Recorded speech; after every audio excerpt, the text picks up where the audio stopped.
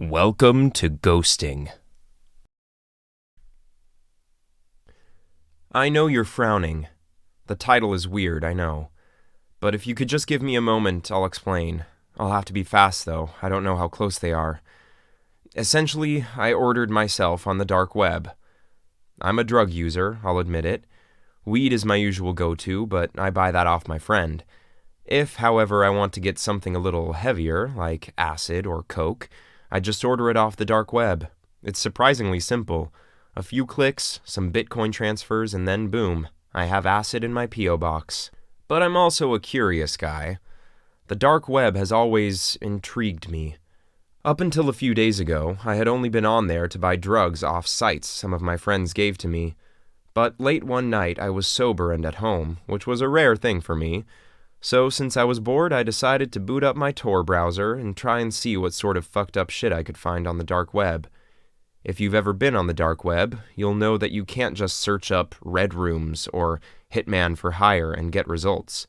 No, you have to find links to these websites first. So I hopped back onto Google again to try to find some links to a messed up website. I know it's weird that I was actively searching for the worst, but as soon as I got on the dark web that night, I had a sense of morbid curiosity come over me. Anyway, I spent a little while trying to find some links. Anything that I found, though, was either too tame for me or the links didn't work. At this point, I was about ready to give up, and I wish I had. But in one final attempt, I clicked on Reddit. Hopping onto our deep web, I didn't think I would find anything. So I just scrolled through hot for about an hour before sorting by new. Then I found it. One simple text post titled, "Slayers, Assassination, and Life-Ruining Services." In the text box in the post was what seemed to be just a random assortment of numbers and letters.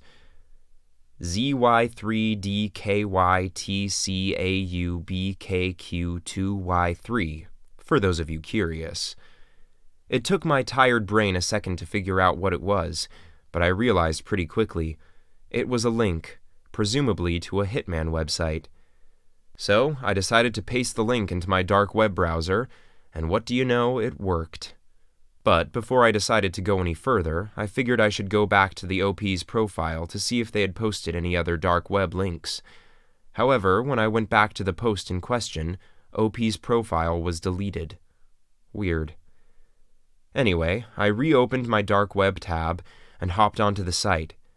Up along the top of the website was its name, Slayers, Assassination, and Life-Ruining Services, and next to it what looked to be a skull inside of a crosshair.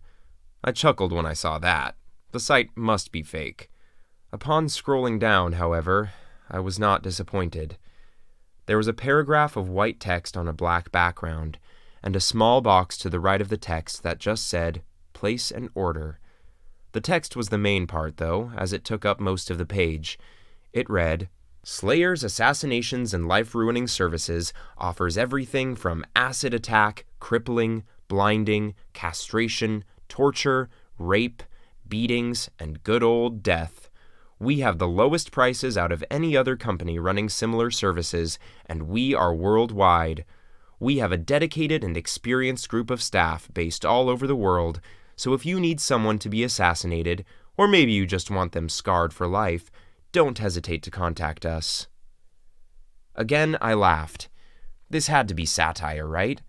Hell, I was even tempted to order it on someone just to see what would happen. Ironically, I actually have a half-decent job, so I can afford to. Better not to risk it, though, I thought to myself. I was about to close my computer and call it for a night when I heard a knock at the door. I live alone, so it was unusual to get visitors, especially so late at night. But when I opened my door, it was just my good buddy Mark, who also happened to be my weed plug. As I opened the door, he didn't hesitate to let himself in and shove a big baggie full of pot in my face. "This dude is the best shit I've had in a minute. We gotta try some." I couldn't say no. Cut to a couple hours later, it's early morning and Mark and I are chilling on my couch, both blazed as fuck. He suddenly decides to get up, and I assume he's going to get some leftover pizza, but he walks over to my desk and computer. "Slayers, Assassinations? Are you gonna kill someone or something?" he mutters. "What?" I reply. Your computer, dude. It's got some hacker shit on it. It's the dark web, man. Don't fuck with it. At this point, I'm still on my couch, half asleep and not paying full attention. However, I sat up pretty fast when he said the words, "Hey man, let's order a hitman on you." I hopped up and walked over to my PC.